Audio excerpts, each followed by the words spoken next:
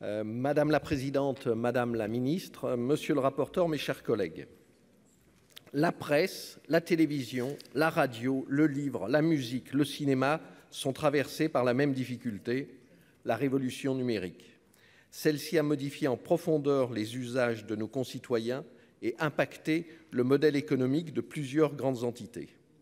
Si l'on ajoute à cela la crise sanitaire puis aujourd'hui l'inflation, c'est dans un contexte flottant où se mêlent enjeux structurels et conjoncturels que les pouvoirs publics doivent accompagner tous ces secteurs, non sans difficulté. La tâche est immense. L'absence à court terme de réforme de l'audiovisuel public, comme l'a rappelé notre rapporteur général, en est peut-être le symptôme.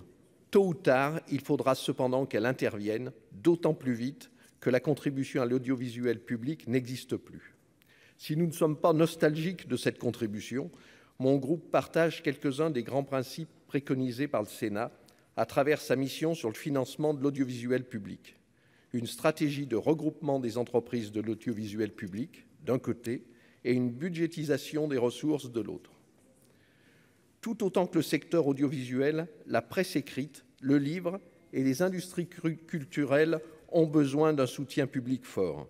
Les moyens de la mission, en hausse de 0,6% en autorisation d'engagement et de 4,4% en crédit de paiement, seront utilement complétés par le plan d'investissement France 2030. Cette orientation est indispensable. Comme j'ai pu le dire pour la culture lors du débat précédent, ces secteurs sont également au cœur du projet républicain. En particulier, à travers le soutien à la presse et à sa distribution, il est question de veiller au pluralisme de l'information, un principe indissociable de la démocratie. Je partage le constat souvent exprimé ici d'une réorientation du système des aides à la presse. Il mérite au minimum d'être mieux corrélé avec ses objectifs de diffusion, de pluralisme et de modernisation. S'agissant de la distribution, l'élu du Rhône que je suis ne va pas se plaindre des messageries lyonnaises de presse, le brillant second devenu premier devant France Messagerie, pour reprendre les mots du rapport de la commission culture. Je ne parlais pas de l'OL pour pas froisser mes collègues. Cependant, il s'agit sérieusement de veiller à ce que les deux opérateurs puissent survivre au sein d'un marché structurellement en baisse. Concernant le versant éditorial de la presse, je me réjouis de la bonne résistance de l'agence France Presse dans un climat concurrentiel tendu avec les grands acteurs de l'Internet.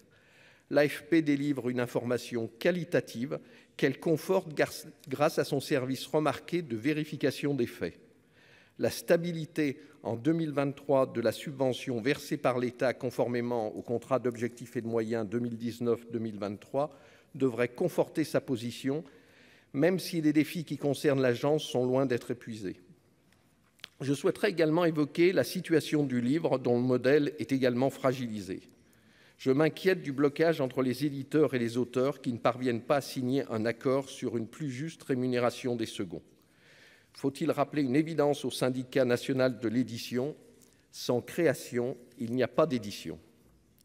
Quant aux librairies, le soutien qui leur a été apporté durant la pandémie a été essentiel. Elles attendent toutefois un geste concernant le seuil minimal pour les frais de port.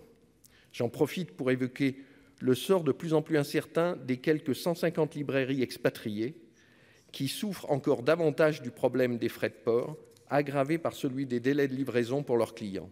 Il faut absolument les aider, car elles représentent indiscutablement un levier de la francophonie dans le monde.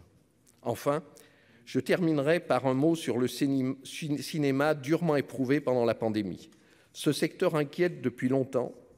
Et après avoir cité Malraux tout à l'heure, je citerai Mitterrand devant le Parlement européen en 1995 qui disait « Alors que nous célébrons le centenaire du cinéma, l'art le plus populaire du siècle n'a jamais été si menacé dans chacun de nos pays. Il n'a d'ailleurs plus besoin d'être menacé dans un certain nombre de ces pays-là, car il a déjà disparu. » Depuis cette date, le modèle français résiste. Il faut dire que le CNC accompagne plutôt bien les mutations auxquelles le cinéma doit faire face. Nous devons cependant toujours rester attentifs à l'équilibre à trouver avec les plateformes de streaming, la principale menace. Une fois encore, Travailler au maintien d'une création cinématographique française dynamique, c'est contribuer au rayonnement de notre pays et de notre souveraineté culturelle dans le monde. Mes chers collègues, dans ce contexte, le RDSE votera les crédits de la mission.